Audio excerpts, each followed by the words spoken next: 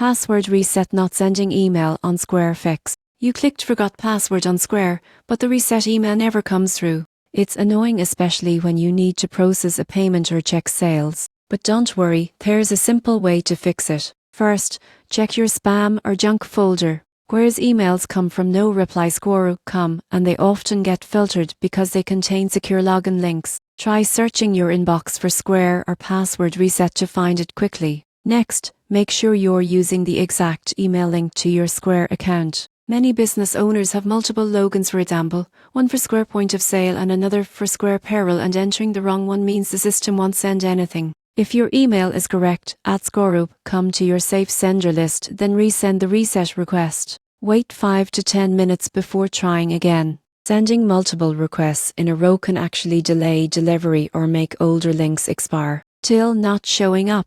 Clear your browser cache or use an incognito window to prevent old login data from interfering. If you're using a business email, check with your team to ensure Square.com isn't blocked by your company's security filters. If the email never arrives after multiple attempts, contact Square support.